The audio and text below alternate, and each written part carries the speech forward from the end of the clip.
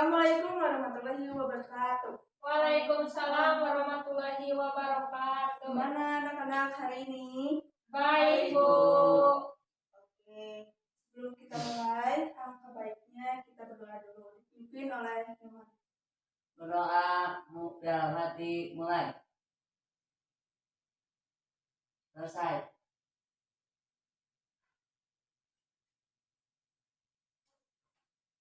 Salaman. Assalamualaikum warahmatullahi wabarakatuh. Nah, masih pada semangat hari ini? Semangat. Enggak, kenapa enggak? Supaya kita hari ini semangat, kita akan menyanyikan lagu Indonesia Raya. Indonesia atau lain lagu resmi.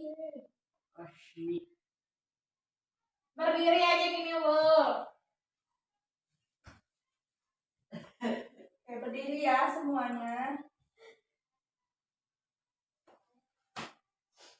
Indonesia tanah airku, tanah tumpah darahku. Di sana aku berdiri, jadi pandu ibuku. Indonesia kebangsaanku, bangsa dan tanah airku. Marilah kita bersatu, Indonesia bersatu. Hiduplah tanahku, hiduplah negeriku, bangsaku, rakyatku, semua. Bangunlah jiwanya, bangunlah badannya, untuk Indonesia Raya. Indonesia Raya, merdeka, merdeka, tanahku, negeriku yang ku cinta. Indonesia Raya, merdeka, merdeka, hiduplah Indonesia Raya. Indonesia Raya, merdeka, merdeka, tanahku, negeriku yang ku cinta. Indonesia Raya, merdeka, merdeka, hiduplah Indonesia Raya. Duduk Semua semuanya. yang pegal, Bu. Betul, Bu.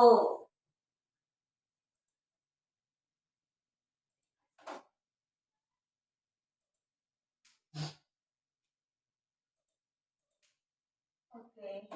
Hari ini kita akan belajar tema 2, menyayangi tumbuhan dan hewan. Sebelumnya kita telah belajar cerita rakyat ya kemarin. Nah, sekarang kita akan belajar mengenai dongeng. Nah, dongeng itu cerita hayalan yang bercerita tentang kehidupan pada zaman dahulu kala.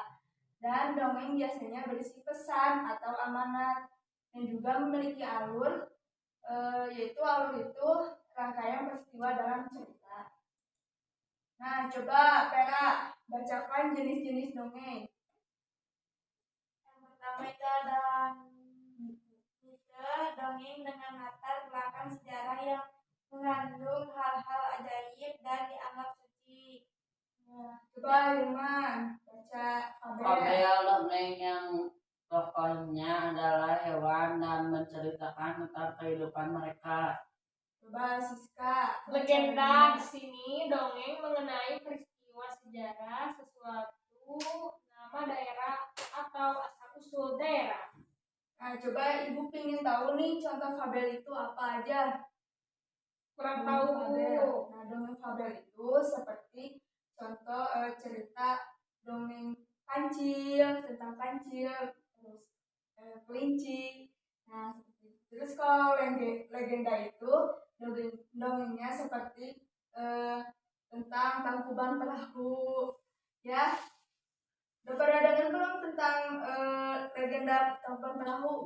Tahu, Bu, pernah ke sana, Nah. ke Lembang.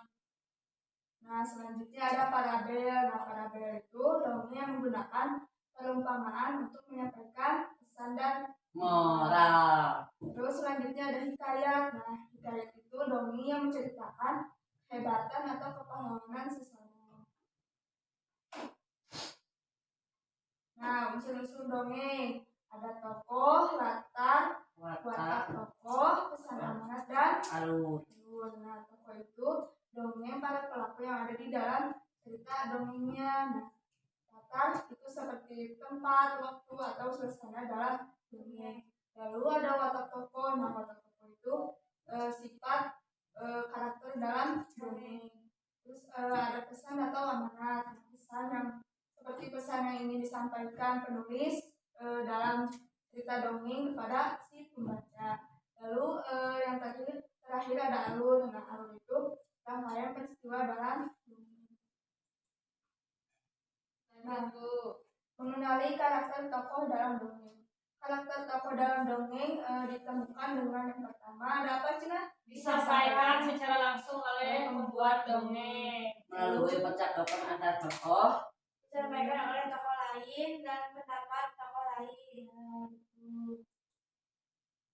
Nah, selanjutnya ada menemukan pesan dari dongeng. Nah, dongeng biasanya berisi pesan yang ingin disampaikan oleh pengarang kepada si pembaca. Untuk menemukan pesan tersebut, kita dapat membaca atau menyimak dongeng dengan cermat. Nah, di sini Ibu akan menampilkan salah satu video. Ya, tolong simak baik-baik ya. Siap, Bu. Mendengar Di Bu. sebuah hutan hiduplah seekor tikus kecil. Dia sangat takut akan rubah, serigala, dan bahkan dirinya sendiri. Bahkan jika angin bertiup dan ranting bergerak, dia segera mencari lubang untuk sembunyi. Karena itu, semua hewan kecil mengolok-oloknya. Penakut sekali dia. Kau bahkan takut terhadap angin. Kau memang penakut. Kau memang penakut. Kau memang penakut. Pada suatu hari, tikus mengumpulkan keberaniannya dan pergi menemui raja hutan, sang singa. Singa baru saja selesai makan siang. Dia sedang tidur siang di depan guanya. Teman-temannya tikus semuanya penasaran pada rencana tikus. Tikus mulai memanjat ekor singa. Dia naik ke atas punggung singa. Dengan wajah penuh percaya diri, dia berpose di hadapan teman-temannya. Meskipun sangat takut, ia melakukan semua rencananya sehingga ketakutannya tidak terlihat. Tepat pada saat itu, singa bangun. Dan singa menguncangkan bulunya, tikus pun terjatuh.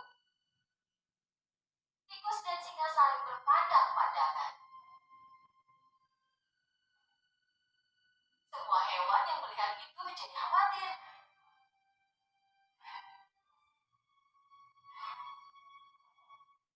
Oh tidak, singa akan menelan tikus itu. Nekat sekali, berani sekali. Apa yang kau lakukan di punggungku? Raja hutan, tolong jangan makan aku. Aku hewan yang paling takut dan paling rentan dari semua hewan. Sepanjang hidupku, aku selalu ketakutan. Bahkan jika sehelai daun jatuh dari pohon pun aku takut. Aku sudah capek ketakutan terus. Aku ingin menyingkirkan rasa takut ini. Kau kan raja hutan ini. Satu auman besar darimu, maka semua hewan takut kepadamu. Maukah kau melindungiku? Singa mendengarkan tikus dengan diam. Tikus penasaran apa jawaban dari sang singa.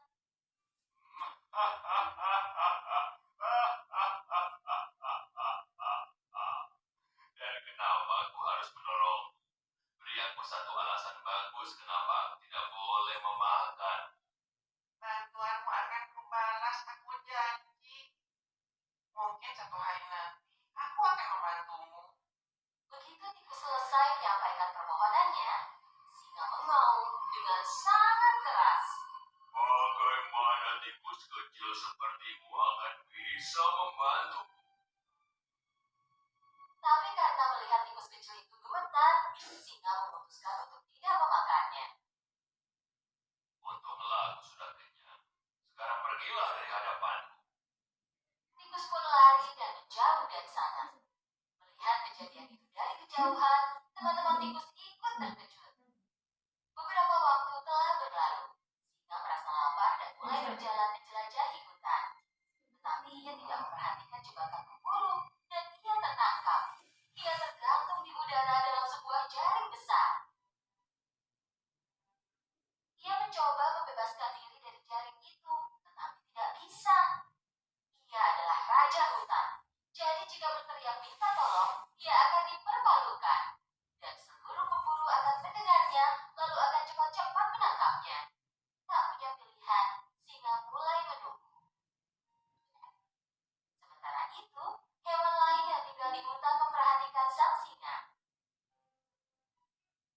Tapi tak seorang pun yang berani mendekatinya. Ketika lewat, tikus kecil melihat singa dan memutuskan untuk menolongnya. Tikus langsung pergi ke samping singa. Tikus mulai memanjat ekor singa yang panjang, dan saat mencapai jaring, ia mulai menggigit jaring itu.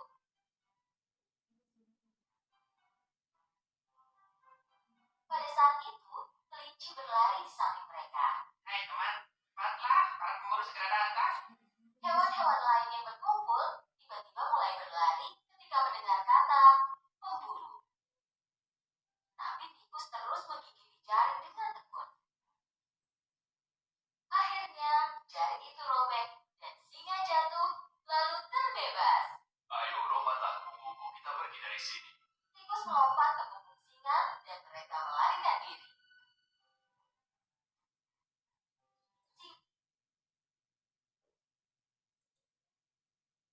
Nah, setelah tadi kita mengamati cerita dongeng, coba Hilman, kamu perankan karakter yang ada di dongeng yang tadi tonton.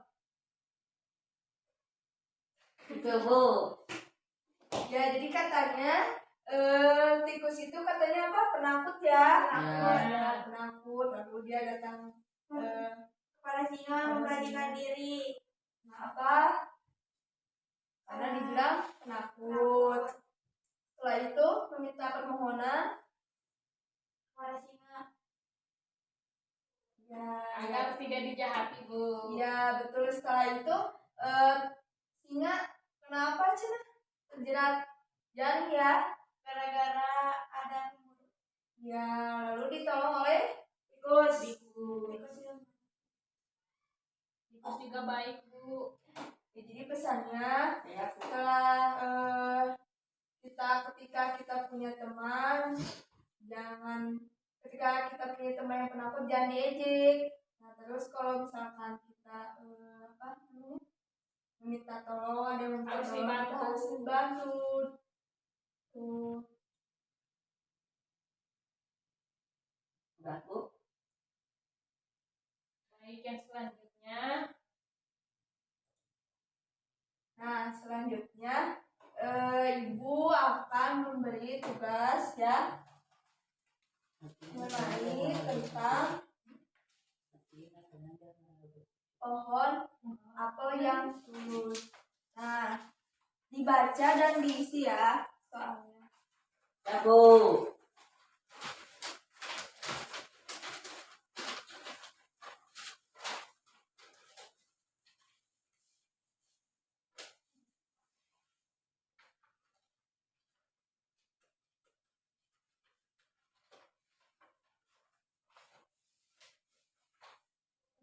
Ibu kasih 10 menit ya. untuk Ya, Bu. mengerjakannya.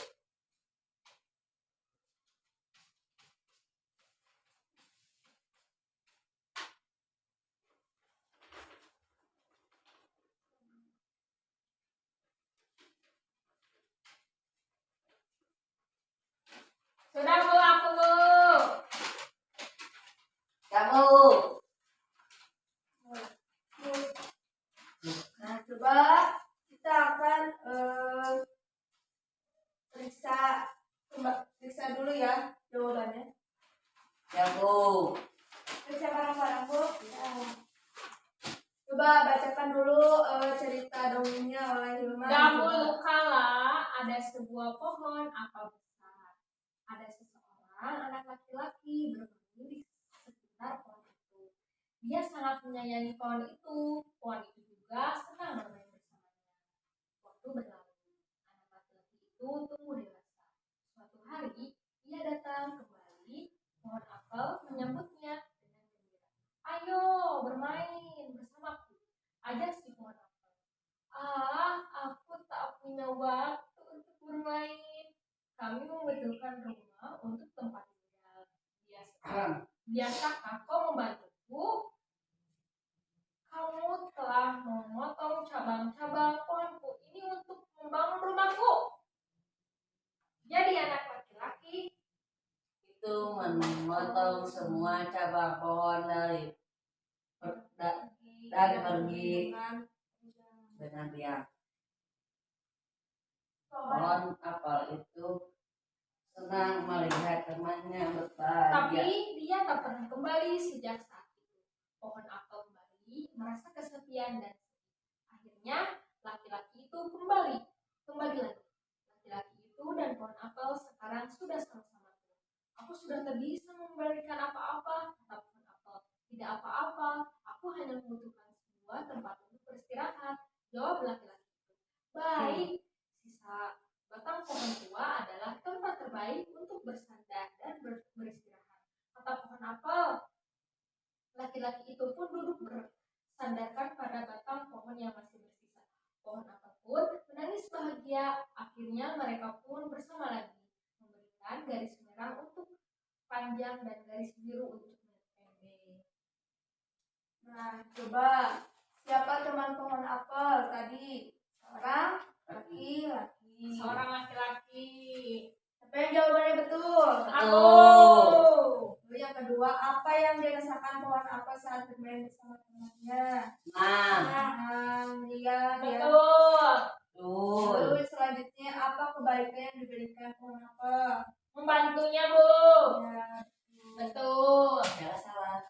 terus selanjutnya, mengapa pohon apel merasa kesepian dan sedih? Karena semakin tua. Meninggalkan pohon apel. Selanjutnya, di akhir cerita, mengapa pohon apel menangis? Karena bahagia bisa bersama lagi. Ya, Betul sama, Bu. Nah, itu ya. Untuk hari ini dicukupkan dulu sekian. Coba pimpin doa. Berdoa dalam hati, mulai. Selesai. Beri salam. Assalamualaikum.